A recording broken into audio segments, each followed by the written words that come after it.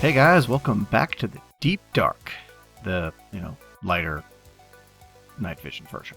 So, I have done a tremendous amount of work since the last time, as you can clearly see. I have built approximately 77 pylons around our Deep Dark Fortress, and since I had the time, I did the same thing up on the asteroid belt. Got the site all prepped and ready to go, so I think we're going to get this done today. But we're not quite there on the setup. I left it partially complete just because I kind of wanted to show you the whole putting this thing together portion of it. But I did lay down pretty much all the cable. So the only thing that we've got left to do is actually to get this thing active. And to do that, the first thing we're going to want to do is... Oop, I'm hitting the wrong button. Sorry about that. I'm playing some Terraria and I used a different key. The first thing we need to do is actually get our spatial I/O drive hooked up and ready to go. I think that'll get us far enough away, because I don't want it to be part of this bus over here. So we're just going to put it down. I know it's going to be kind of in the way, but that should be... I'm going to be doing that all evening, aren't I? Alright, so this goes down here. And that's just going to tell us basically how much power it's going to take to do the capture, as well as the available power. And as you can see, we've got all 400 mega RF available to us. That's on the other side of the quantum ring. So even though it can't seem to power the ring from the other side, it can certainly make that power accessible to other things on this side. So that's good. Okay, so now what we're going to do is we're going to get these guys all... these zombies. We're going to get this thing all set up on a set of P2P buses that will let us access them from here. So what we're going to do is I've got some P2P buses right here. We're going to put one there, put one there, and we're going to put one there. Where are you? I can hear you. Man. Back off, guys. I'm trying to record you. There's more of them. Oh well. Anyway, so we're gonna hook these all up like so, and then bring one around the top, making sure not to link it up directly to our controller there. So there we go. I can hear them inside the walls. They know I'm here. Alright, so that's all done. I am going to be doing that all night. I apologize so much for that. Again, Terraria, different key. So what we're going to do is we're going to set up each of these memory cards on a different face. So this one will be here. So we've got our settings saved on that one. And then number 2, we will go here. And then this one will be for the top. And it doesn't really matter which one I use for which of these set of pylons, as long as I make sure that I always pick a different one. So, okay. Now we got a baby zombie. Really? Stop it. Leave me alone. Okay, so now we got to put P2P buses on each of these sections of dense cable. And these dense cable basically string... I got one per side. And each of these sides are about 25 to 26 pylons long. So that is not quite up to, not quite above what you can fit on a dense, which is 32, but it's enough that each side basically needs its own relay anyways, or what are they called? Bus. Needs its own bus anyway, so P2P bus or relay? Tunnel. No. Wasn't even close to either one. So, we got each one set up here. So we're going to go there, and then we will grab a card. So again, I need to make sure that it doesn't matter which one I use for which, I just got to make sure that I put them in an area that I make sure I don't use the same one twice. So we'll just use this one here, and that should, yep, as you can see now, we're powering these pylons. As soon as I put that in there, they powered on. So then we'll grab our next memory card, and go back to the green one over here. After we get some cable, let's just pull my glider off, because we're probably not going to need that. Alright, so then we put this guy down here, and then load settings from the card. Those come on. And then grab our last card. And we connect it up here. There we go. So now we should see all of these pylons turn purple eventually. We should see all of these pylons turn purple eventually. There we go. So now, we're just going to double check that all of our pylons are indeed purple, which they do appear to be.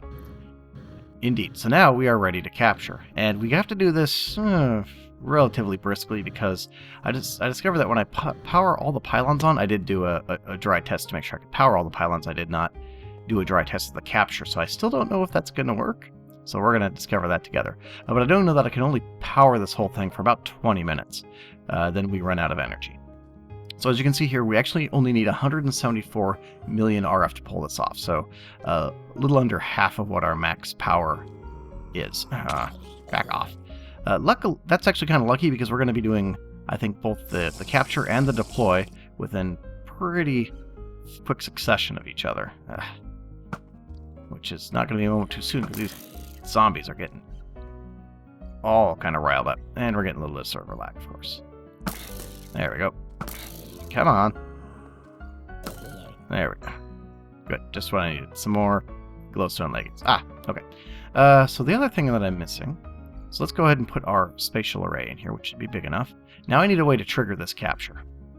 And I should do it so that I can actually face this thing while I do the capture. So if I put like a switch like on a pedestal here, and then run some redstone.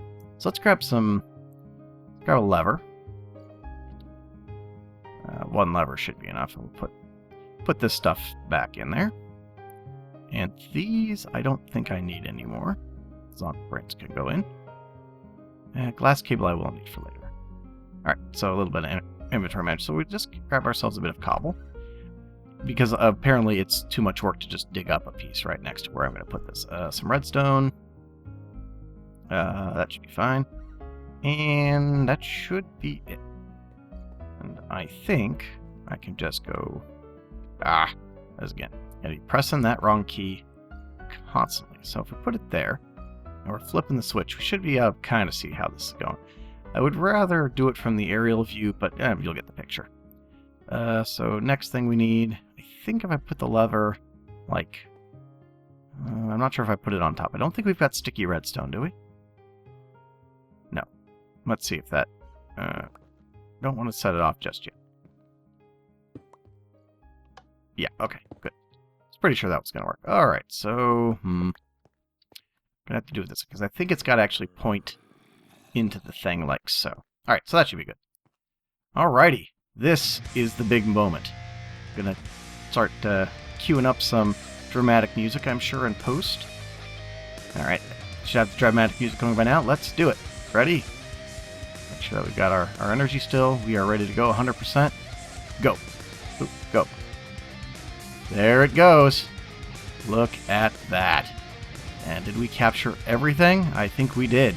We captured everything except the magnum torch. Apparently didn't like the magnum torches. That's fine. I didn't necessarily expect everything to capture. I was actually half expecting that we were going to have a whole bunch of spawners left in here, but that actually worked amazingly well. With only the magnum torches left behind, I gotta tell you, my heart is pounding. I was half expecting that whole thing just to do nothing. The fact that it worked beautifully like that, I am just... Oh, that's a big load off my mind. Now, deploying it, I'm also not sure if it's going to work. So let's check our energy here. Yep, see we're down to 232, and we are actually dropping. Because again, powering this whole array is taking a lot of energy. So if we just snap that out right there, this whole thing should just shut down. And we should start building back up. Nope, we're still draining down for some reason. I don't know why. 659. Why are we still draining down? Alright, well, we may have less time to do this than I thought. Yeah, she is still draining down. I think we can get some energy back if we also disable this this linkage here after we grab it. So we're going to need this quantum entangled singularity because we're basically going to move this setup. This whole setup is actually replicated back in the asteroid belt. All we have to do is move the singularity over and we should be good to go. As you can see, our singularity is no longer hooked up. So because of that, we're just going to take this down because I do not want to be still feeding this quantum ring here, because it actually does take a lot of energy to feed the quantum ring. This should be set up to go back to my base. Double check that, taco base. Alright, so let's head back. Oh, man, my heart is still pounding because, like I said, I was not 100% sure that that was actually going to work. We're going to check our power gen real quick here to make sure that we're actually positively genning power, because if we're not, then we are going to have to be very, very quick, because we're going to have less than 10 minutes to do this. Okay, so we come over here and make sure... Okay, this is draining energy down, but that's to be expected, because this thing should be powering back up. The fact that it wasn't was kind of concerning me. I'm not sure if there was some sort of leakage somewhere because of that. We're still full here, so how much are we drawing? Well, we're drawing the full amount, because it should be going all the way into here. I wish I could find whichever one was being charged up at the moment. Probably this one? This one? Someone over in this corner, I would imagine. One of these. Okay? Nope. Alright, well, we're going to hurry anyway, because I honestly do not know if that is still draining down or if we're actually net positive. I mean, we should be net positive, because that should not be feeding anything right now. There's no real way to check that. Oop, don't want to jump in there, because that'll take me right back to the deep dark. So we're going to do taco out to taco-roid. This asteroid one you see here, that is that weird, like, ghost image of the one that I moved, and I'm not sure why it's still there, but if you try to go there, it just tells you you can't. So, not really sure what that's all about. So now let's go back to the asteroid belt. Did not check my oxygen setup. Should double check that before we step out the door. Oxygen. Still got enough in my tank, so I'm still wearing my moon backpack. These tanks are full? No, they are empty. Alright, so we're going to do a quick jump cut here while I refill my oxygen setup, because while I'm pretty sure I've got enough time to do this, I am not 100% sure. Alright, oxygen tanks are now full, and we are ready to go. Alright, so the first thing we need to do is go up here and put our pearl, or sorry about that, put our singularity, and we actually don't need to do it like that, our singularity into the quantum ring, because we need to transfer over our connection to this quantum ring. So, put that guy in there, and if we come back inside, we should be able to see our base's inventory, which we do. Excellent. Alright, so that's working fine. So if you notice up there, that's again my base. We'll take a good aerial view of it. In fact, let's do that before we hook this back up. So what I did is I took those meteors and I flattened them out, and then I created kind of this hodgepodge of fill-in after I chopped them down to kind of a nice base layer that was all flat. And if we come to the underside here, basically I was going for a kind of like space industrial look, and I think I kind of got that. Basically, I've got all these pylons underneath, which are attached to the bottom of the asteroids and holding up this large platform upon which the Infinity Fortress will be resting upon. So yeah, that's all good to go, I think. Hopefully these flying meteors aren't going to cause problems for this.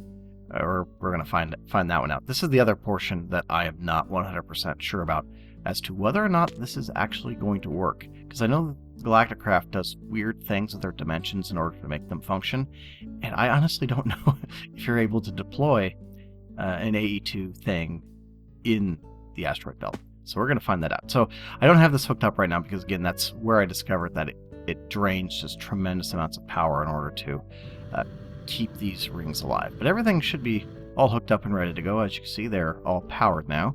Should turn purple here in a couple of seconds. In a couple of seconds. Oh, there they go. Boom. And now they're all purple. And this should be exactly the same size and same orientation as the setup that we did in the deep dark. So we're just going to come over here where I've got this spatial I/O bus already set up and check it out. And again, we've got our full power in here. As you can see, we're draining down because we did fill up quite a bit while we were waiting, so we did get that back. But as you can see, we are starting to drain down already. But luckily, we should be able to just go, and then we're going to need a lever. Okay, here we go. More dramatic music. We've even got an asteroid in there. I don't think you can actually do anything with these. I don't know if I'm ever going to get a good period where there aren't asteroids inside the site. Yeah, we may just have to go and hope that those don't screw everything up. Oh, are we going to get a... Nope. we just, it's just too asteroidy. I don't know that we're... Skeleton, please. Missed. There. All right, get off of there. Yeah, I don't think we're going to get a good time where there aren't going to be stuff in the beam, although that might be heading right out. Let's wait till that asteroid gets out of there. Okay, dramatic music. Here we go. This is the part where it's really, really iffy. All right, here we go. Oh, really? Did this even activate? No, it didn't. All right, so we need... what if we just put this right there? Okay. Dramatic music again. It's in the way. Whatever, do it. Is it not going to? Stored size 49 by 28 by 47. Is this not the right size?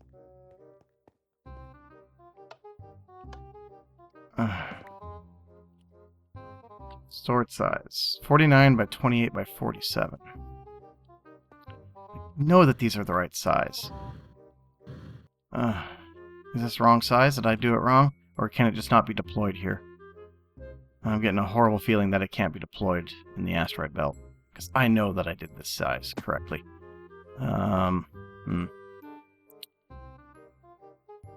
It's detecting... It's 174 MRF. That was the same as it was... this may not work. This may be where we have to declare fit... Oh, do I have some stuff in the beam? No, I took care of that. Why aren't you working? That is so... Do I have to put it... Oh, man. Does it just not work in... That'll be a shame if that's true.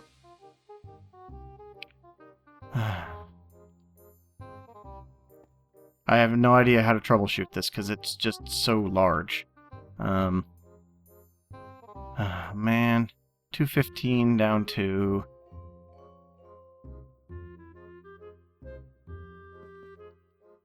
215 down to 185, and that's 30 tall, so that's the same height.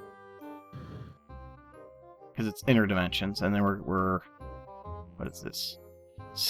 Okay, so I'm going to troubleshoot this a bit and see if maybe my setup's just a little wrong up here. I don't think it is. I think maybe you just can't do this in the asteroid belt.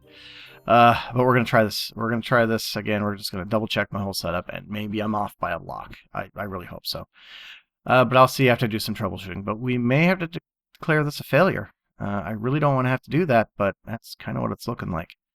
Okay, so there we are. 2. All right, so I'm troubleshooting. I'll see you after jump cut.